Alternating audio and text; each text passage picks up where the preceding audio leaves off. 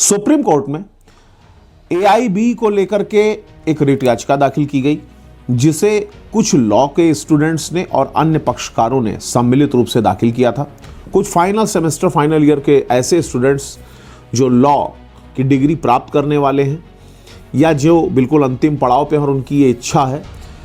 कि वो बीसीआई द्वारा कंडक्ट कराए जाने वाले एआईबी के पेपर को जल्द से जल्द क्रैक करें और सीओपी यानी कि सर्टिफिकेट ऑफ प्रैक्टिस प्राप्त करके अपनी वकालत और आगे का जो भी उनको कुछ अपने करियर में करना है उसको निर्बाध रूप से, अनब्रेकेबल रूप से, कायदे से वो कर सकें। इसको लेकर के एआईबी के पेपर्स को कम से कम साल में 2 बार कराए जाने से संबंधित एक रिट याचिका दाखिल की थी।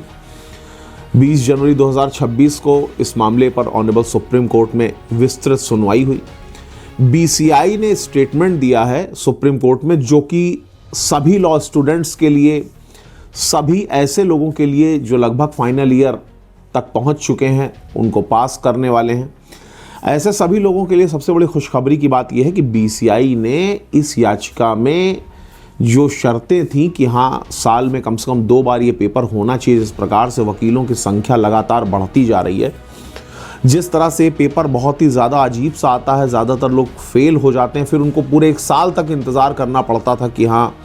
अब एआईबी का पेपर कब आएगा, कब वो उस पेपर में बैठेंगे, फिर पता नहीं उसको पास कर पाएँ या ना कर पाएँ, तो फिर 1 साल इंतज़ार करना पड़ता था। वो सारे कयास, वो सारी की सारी जो संभावनाएं थी, वो सारे जो प्रोबेबिलिटीज़ थी, एक्सपेक्टेशंस थे, उन सब पर बीसीआई खरा उतरा है और उसने ये फैसला किया है और स्टेटमेंट दिया ऑनरेबल सुप्रीम कोर्ट ने, जिसे जजमेंट में कोडिफाइड भी कर दिया सुप्रीम कोर्ट ने कि अब एआईबी का जो पेपर है वर्ष में 2 बार कंडक्ट कराया जाएगा। तो इस पर मोहर लग चुकी, यानी कि हर 6 महीने पर बीसीआई द्वारा एआईबी का एग्ज़ाम कंडक्ट कराया जाएगा। साथ ही साथ बार काउंसिल ऑफ इंडिया ने इस बात को भी क्लेरिफाई कर दिया है कि ऐसे सभी छात्र छात्राएं जो फाइनल ईयर, फाइनल सेमेस्टर के स्टूडेंट हैं, अभी उनकी एलएलबी की पढ़ाई पूरी नहीं हुई है, उनको डिग्री नहीं मिली है, वो भी इस परीक्षा में सम्मिलित हो सकेंगे। वो सभी स्टूडेंट्स जो फाइनल सेमेस्टर के स्टूडेंट्स हैं, किसी भी विधि के विश्वविद्यालय से, विधि के कॉलेज से, लॉ कॉलेज से वो अपनी पढ़ाई पूरी करने वाले हैं, वो भी इस एग्ज़ाम में अन्य परीक्षार्थियों की तरह, डिग्री होल्डर्स की तरह ही पार्टिसिपेट कर सकेंगे। लेकिन एक शर्त भी साथ ही साथ बीसीआई ने लगाई है ऐसे स्टूडेंट्स के लिए जो फाइनल सेमेस्टर के स्टूडेंट होने के बाद एआईबी का पेपर देना चाहते हैं। वो शर्त ये है कि बीसीआई ने कहा है कि उन लोगों को, जो लोग इस परीक्षा में फाइनल ईयर के स्टूडेंट होते हुए, परसुइंग होते हुए सम्मिलित हो रहे हैं, उन्हें एआईबी का पेपर देने के बाद उस फाइनल ईयर की परीक्षा को भी उत्तीर्ण करना आवश्यक है। जिस यूनिवर्सिटी या लॉ कॉलेज से वो पढ़ाई कर रहे हैं, उस फाइनल ईयर के पेपर को उन्हें क्रैक करना ज़रूरी है। यानी कि सपोज करिए कि 100 नंबर का एआईबी का पेपर अगर आपने दिया, मैं आपको क्लेरिफाई कर दूं क्योंकि जजमेंट पढ़ के हो सकता है आप लोग उतना अच्छे से उसको ना समझ पाएं, तो मैं इसको बहुत सरल भाषा में क्लेरिफाई कर दूं कि इसका मतलब क्या हुआ। ये शर्त है, इस शर्त को वास्तव में किस प्रकार से समझा जा सकता है वो मैं आपको बता रहा हूं कि बीसीआई का कहना है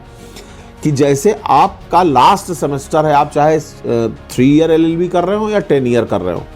चाहे आपका 6ठा सेमेस्टर हो या 10वां सेमेस्टर हो,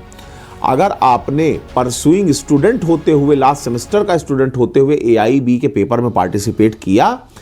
तो एआईबी में अगर 100 क्वेश्चन आए तो भले ही आप उस पेपर को क्वालिफाई कर गए हो, 60 नंबर आ गए हो, 70 नंबर आ गए हो,